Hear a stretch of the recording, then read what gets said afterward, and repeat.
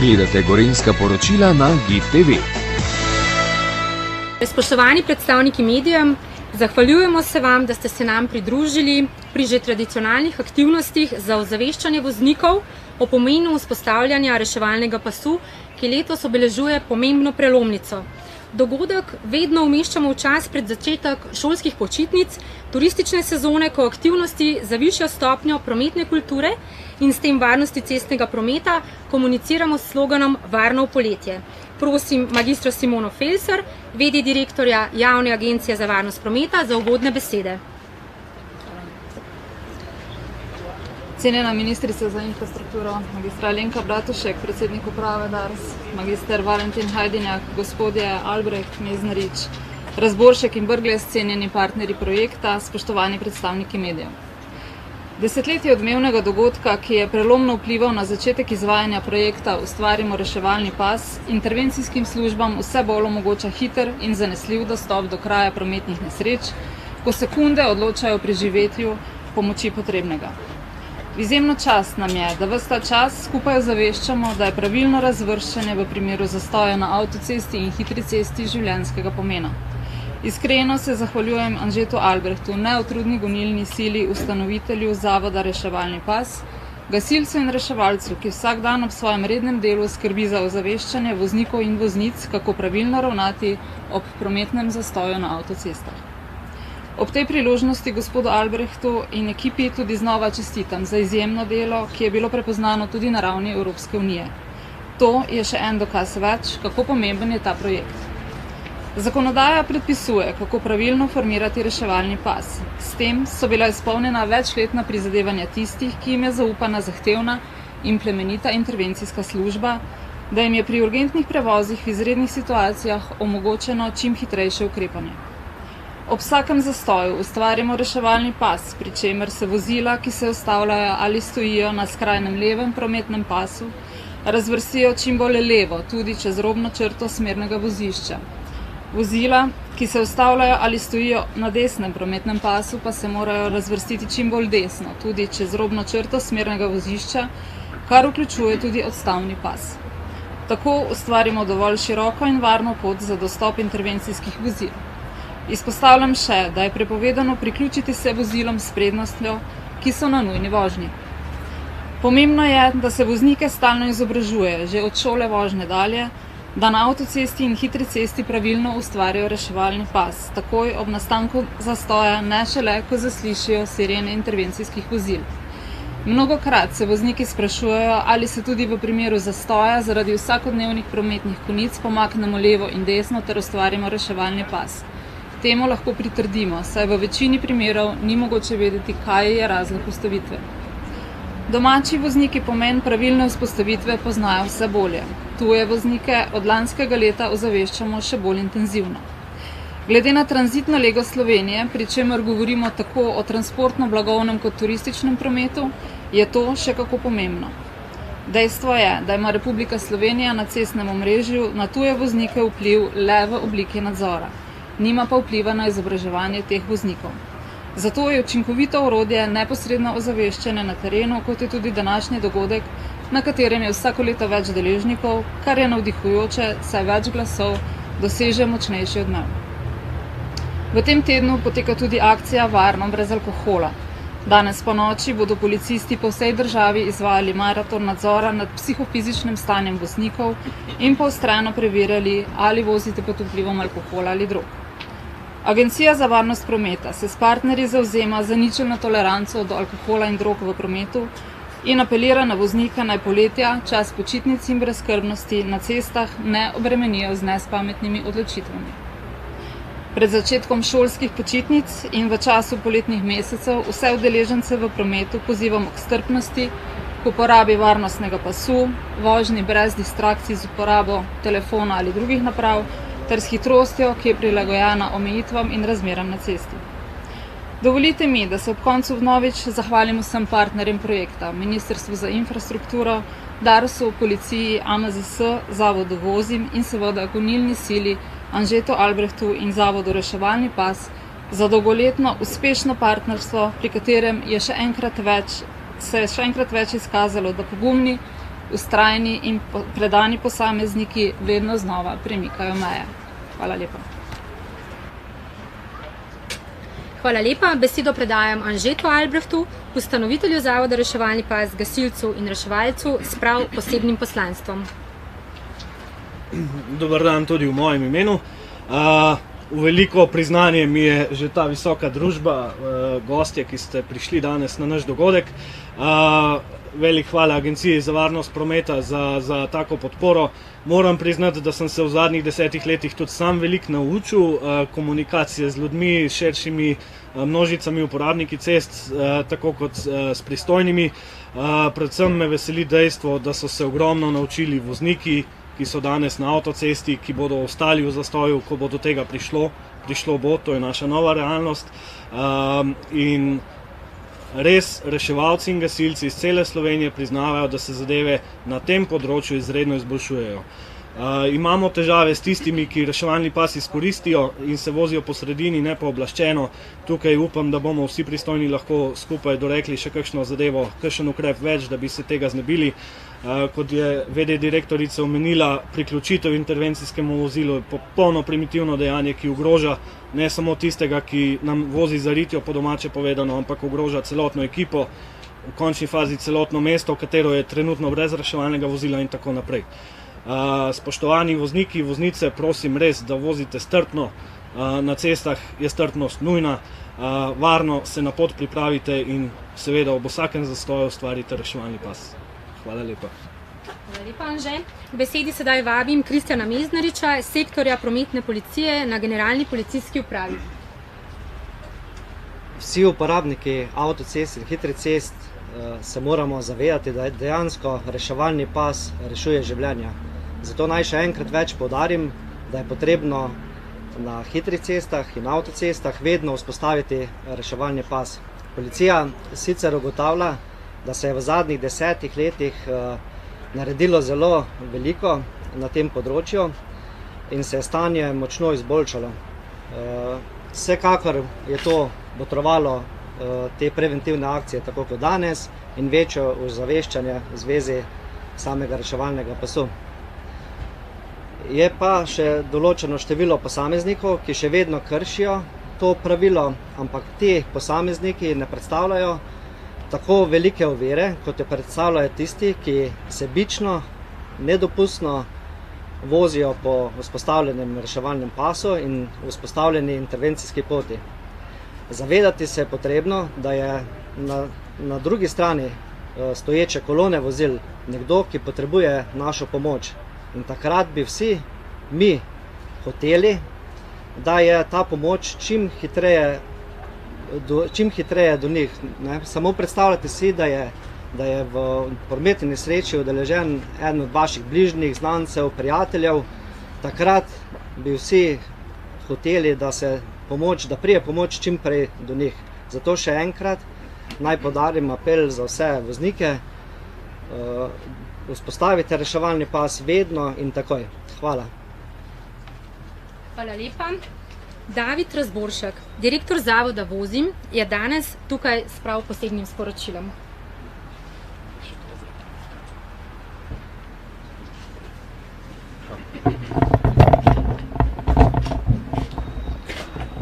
Hvala.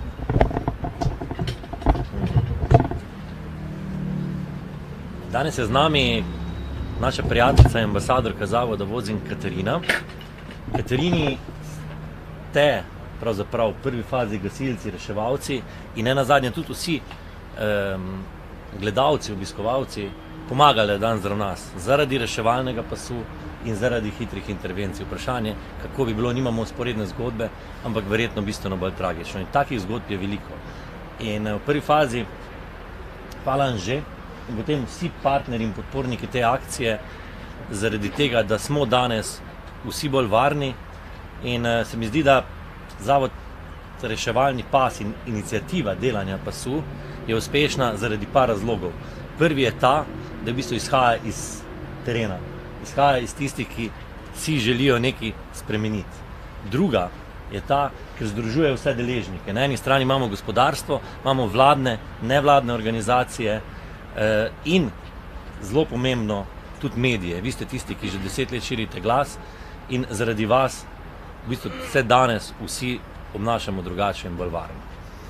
V Zavodu Vozim smo ponosni, da smo tudi v sodelovanju s partnerji pravzaprav v teh 10 letih prek 95 000 mladim predali sporočilo, oziroma da so to sporočilo predala Katarina in ostali naši ambasadori, in predvsem si želim, da tako kot smo danes tukaj, ohranimo vse, kar je bilo povedano, nadgradimo in da se na podoben način, kot je bilo, lotimo tudi še ostalih problemov, ki jih imamo danes na cestah, kot so uporaba mobilnega telefona in tako naprej. In tukaj je en lep zgled, da skupnimi močmi se da velike spremembe doseči z malimi koraki. Hvala.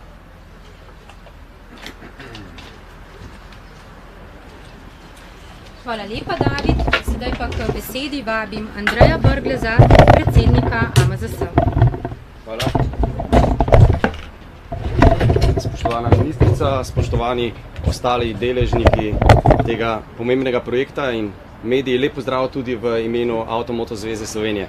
V 10 letih se marsikaj spremeni, kakšna stvar pa tudi ne.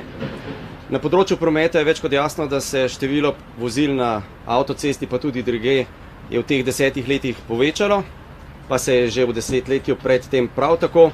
Kakšna stvar se pa tudi ne spremeni, Anže je očitno še vedno v taki kondiciji, da bi lahko pretekel to dolžino tudi danes, po 10 letih.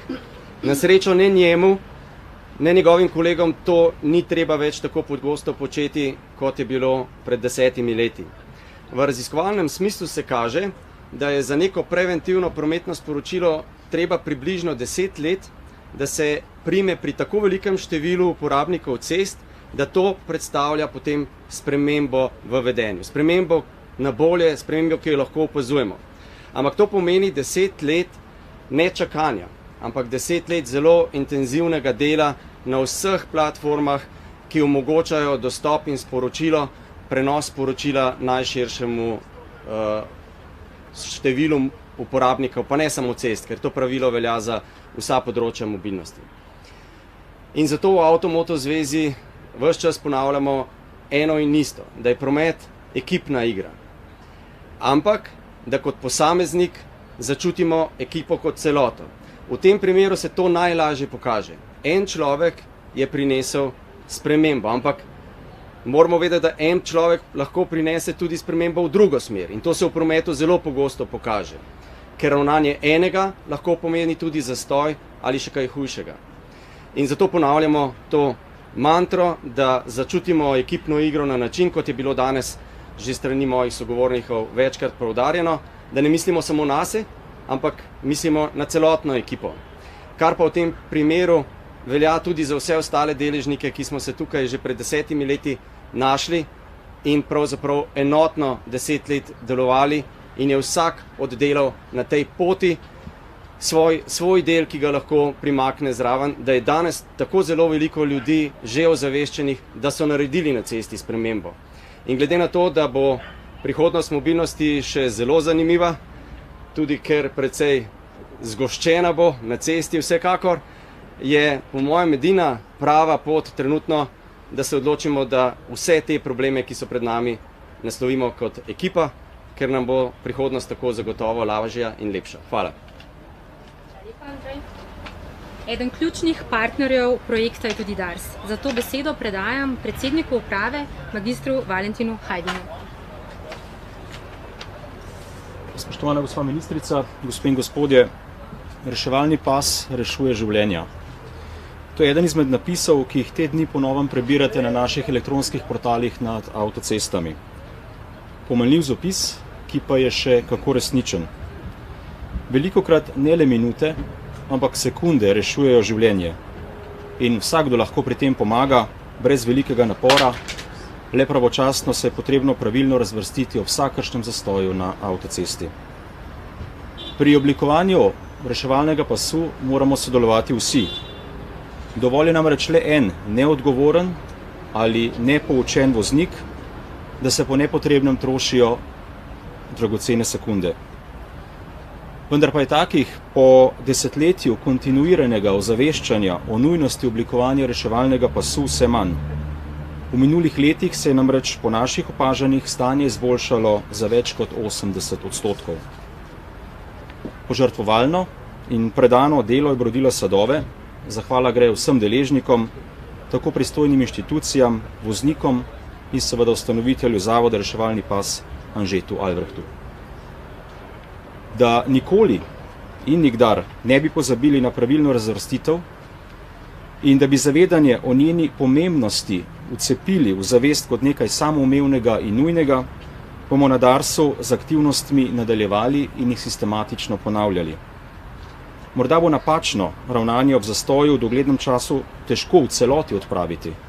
Lahko pa naredimo veliko, vsak zase in vsi skupaj, da ga zmanjšamo na najmanjšo možno mero, ker reševalni pas rešuje življenja. Hvala lepa. Hvala lepa. Izjemno smo počaščeni, da lahko danes prisluhnemo osrednjemu sporočilu, nagovoru magistre Alenke Bratušek, ministrice za infrastrukturo.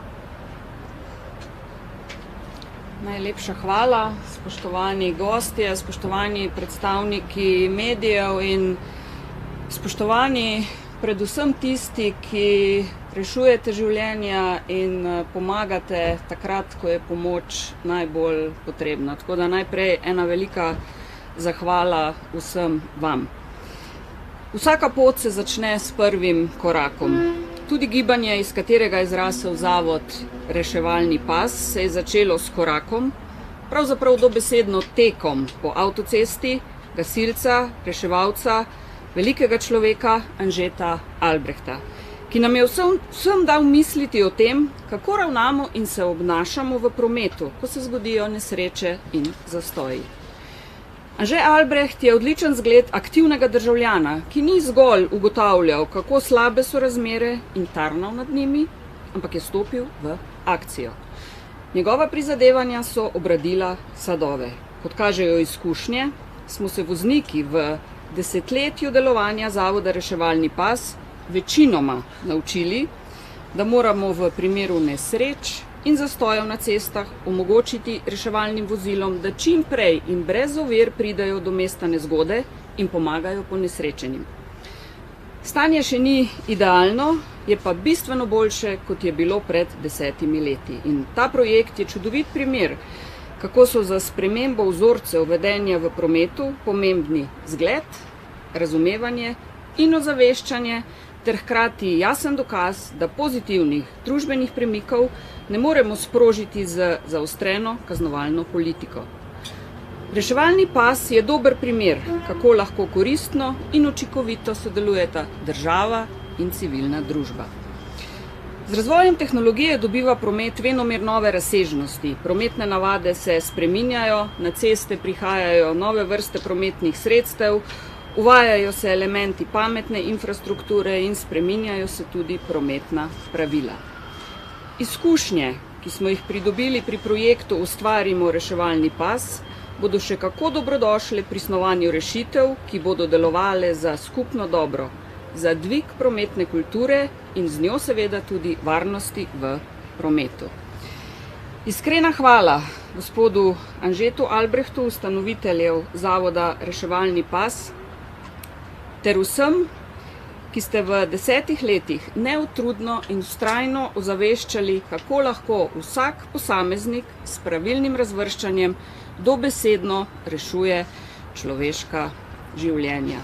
Res iskrena hvala vsem, ki dolgih 10 let sodelujete pri tem projektu. Kot je že bilo rečeno, stanje je boljše, absolutno pa se še vedno dogajajo ekscesi, ko vozniki izkoriščajo vzpostavljen reševalni pas in se peljejo po njem. Tudi sama sem že videla takšnega voznika.